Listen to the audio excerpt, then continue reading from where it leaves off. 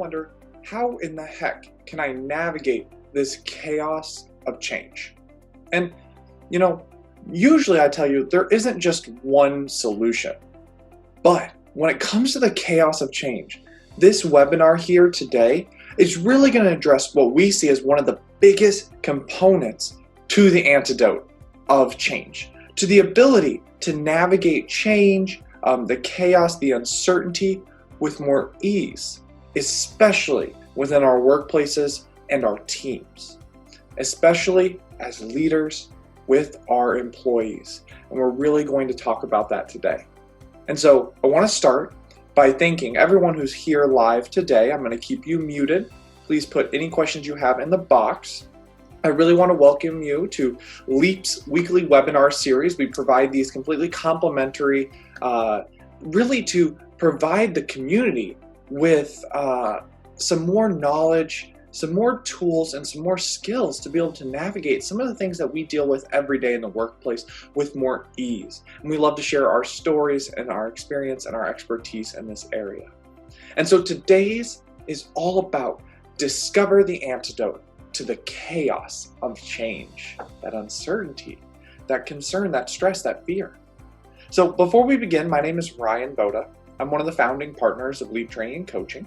And I am trained in conversational intelligence, as well as a few other models, but this is the one that really brings to life the idea of change. And I actually am a specialist in change management through a master's in leadership and talent development that I just received recently from Drake University, where we really worked on how to navigate change management. And so that's where this all comes together, to this idea that there is an antidote to the uncertainty, to the chaos, to the fear and stress of change, especially in our everyday lives. And so what I want to start with is, did you know that per some research that our wonderful research team here at LEAP Training and Coaching has collected, is that 87% of our employees are disengaged. And another part says that 70% of adults cite work as a significant source of stress. Now, when we navigate through change, which in today's current environment, change is more frequent than ever.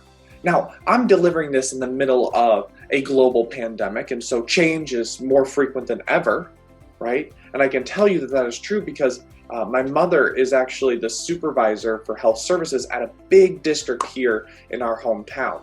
And every single day there are new procedures, policies, recommendations, guidelines for how to navigate. Now, look at that before this pandemic. We were at a time in history when change was more prevalent than ever. Fastest technology changes, the most new software, equipment, policies, procedures, data. And so what we need to learn is that change is constant. And when we have that 87% of employees disengaged, we need to do something about that, because that is not going to lead us to successful change management, not to successful implementation, and then how to navigate, have agility in the change when people are disengaged. And same with the fact that 70% of adults cite work as a significant source of stress. One of the things about change is that there's constant worry, fear, uncertainty, what ifs, judgments, criticisms. The list goes on and on. And so what we need to learn to do is how to have agility within that. And there's one key component we'll talk about, but the truth is that this constant worry and stress, yes, we have everyday stress. Those are the things that go on all day long that have little bits of stress on us. And then we have the ebbs and flows of high stress. And what change does to us is it shoots up, high stress comes down, shoots up, high stress comes down. And then in our given day, managing that stress is extremely challenging, because we're used to this constant stress where we've learned how to manage it. It's helped make us perform better and higher. You've heard studies like that. But those jumps in stress, they can have harmful effects on our chemistry.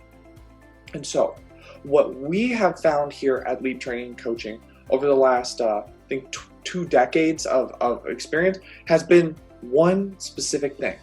There's number one indicator of successful change management has always been the underlying component of trust. Trust in the workplace, culture, between teams, departments, leaders, employees, across the board. The number one indicator of successful change management has been trust. And what's so neat is that we used to think that trust was built over a 10-year-long relationship.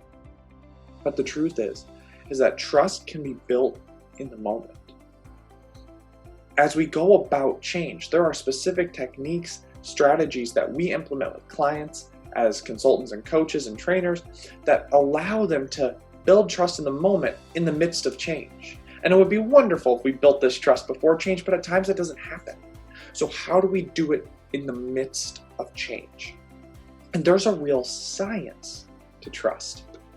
And so what I want to explain to you for a moment is that the science of distrust, right? Of being constantly looking over your shoulder, worried about administration, your team member, your other department and what they're doing. That comes from this part of our brain way back here, right on the vertebrae, right on our stem. And what it talks about there is that's our brain, that's our survival brain. It's our amygdala. It goes into a hijack mode where it's fight, flight, freeze, or appease. It's really in that mode where it's all about survival, and that's where distrust lives. And what we need to understand is that when the extra stress, when that ebb and flow of stress is high, our brain activates, and it activates certain hormones, it activates certain triggers in our body that tenses us up, frustrates us, gives us some extra cortisol, adrenaline. Our survival brain is lit up super bright, it's super anxious.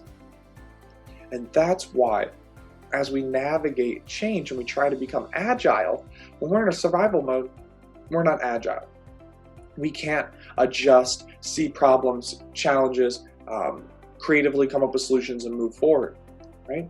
We cannot adjust. The other things we can't do when we're living in that part of the brain is we cannot buy into the vision. We can't buy into the process. We can't share what's going on because we're stuck in drama, frustration, cynicism, resignation. We're stuck in these items. So we have to know that when we're leaders of change management or we're a part of change management, we need to acknowledge first that, oh, there's a science to this. Oh my gosh, all those people who are frustrated right now, this survival brain is lit up light. It is blinking. It is telling you as a leader, hey, stop for a moment and recognize this.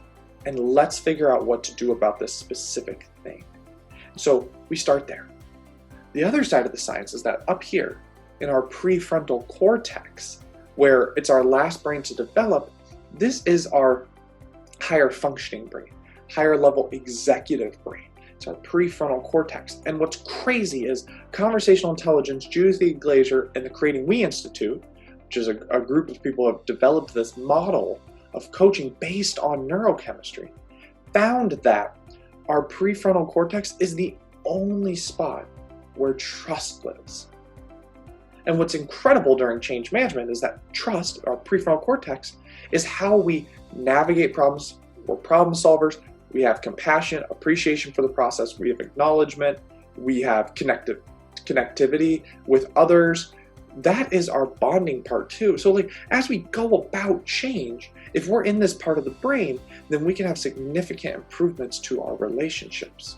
And we can navigate change with more ease. And so what we need to understand is, when back here, when we see people in survival mode, that is a flashing light, that says, hey, we need to recognize and make a change as we're navigating this change, as we're going through this change management process. And what we need to move them to is up here in that prefrontal cortex, light that up and give them the ability to problem solve, be creative, think, connect, engage, all those higher level functions that we need to navigate change with more ease. And so I want to tell you a moment about a little experience that we had kind of as a case study. And so we had a group of 60 people who were put into coaching and training. So basically a full transformation process because their culture was struggling as they went through a turnover in leadership. They had a lot of employees who had been there for 20 and 30 years. And they were kind of resigned to the fact that this had been like their 8th leader in the last couple years, that there was constant change and no communication, and their past C-level leadership, the real administrative leadership, was not supportive of them. So they had all these little components, and so they started not to trust each other. We even had a woman there who said to us, I come to work, I work with only my team, I don't talk to anyone, I don't eat in the lunchroom, and I go home. It was a really separated, divided division of people, but the problem was they all had to function as one to really serve the client customer to the best of their ability. So when we went in there, it was all about, okay, we worked with both the C leadership as well as that clinic team, and that team of 60, what we really looked at is, how do we build trust in the moment? The trust wasn't there. How do we do it in the moment so that as we go about this change, as they bring a new leader in place, as the new CEO who's in place really says, hey, I want to take a focus, I want them to understand I care about them. How do we build that trust in the moment? And we went through and built specific strategies, walked through specific things, both with the CEO about what they could do to come in and show that team that they cared about what was going on. And yes, there were things as simple as, let's bring some cookies and snacks to something, right? But there were also much more complex things that dealt with, how does the CEO sit down with certain leaders, certain team members, certain people that are influential within the group of 60, sit down and just have open dialogue with them? How does this 60-person team feel they have some say in their new leader? Just a little bit about what they want to see from this new leader. And what you can do is we went through priming techniques that allowed them to make changes that actually had them seeing the situation in a different manner. So when that leader did come in, the way that they saw that new leader transformed the way that their clinic was because of the priming that they did, the priming for trust. And so what I want to move to is the 3 strategies that we want to share here today. Now, when we look at building trust in the moment, there are a lot of ways we can go about doing it, and these are just 3 that we really talk about a lot. The first and foremost is that we need to remember that during change, there's a lot of uncertainty, fear, worry, all of that. All those things. First, we need to remember that that's there, and then we need to acknowledge it. And I know that seems like, how is that a technique, a strategy, a tool?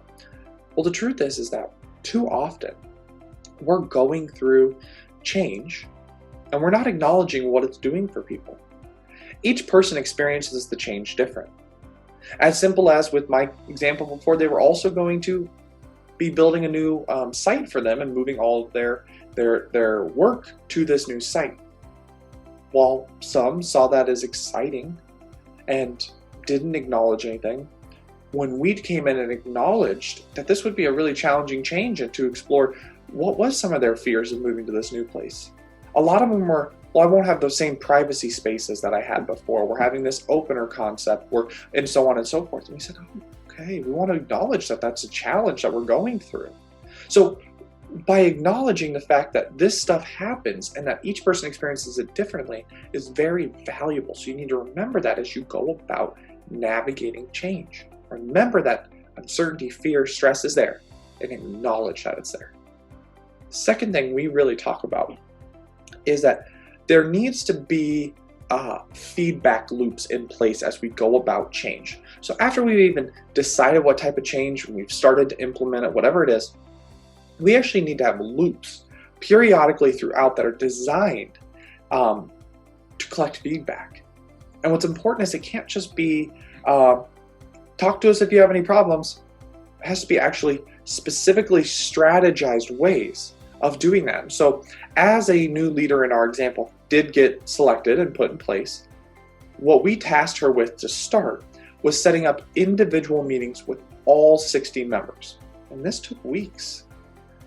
But she sat down with every single person, talked to them a little bit about what their experience has been there, talked to them a little bit about what they want to see from the leader, what they'd like to see from the department, if they have any concerns about anything that she should know about. And she just started to open the dialogue.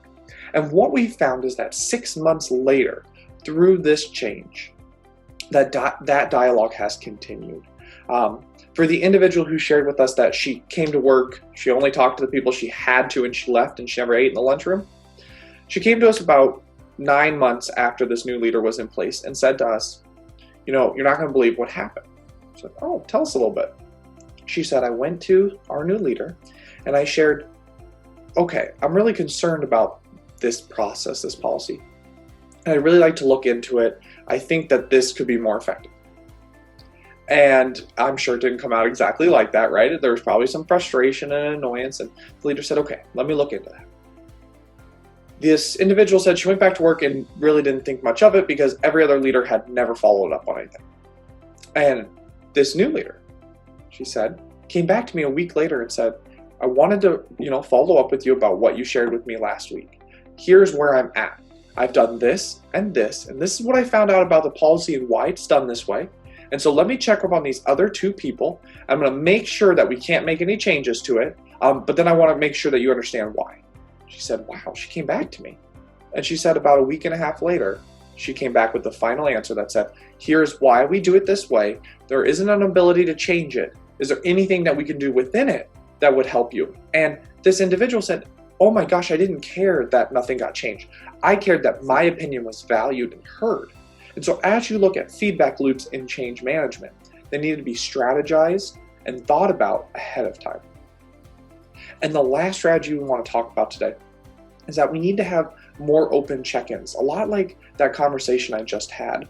And it's about building what we call psychological safety. This is one of the main components that we really work to build as we look at culture change. It's that psychological safety is the ability that every person feels that they can speak up. They will be listened to, and then there will be follow-up. It's speak up, listen up, follow up. And that people understand that their opinion matters at work. And so when we go about change management, it's not about making a change every single time someone brings something to you. It's about making sure that people feel heard and valued for what they're bringing to the workplace.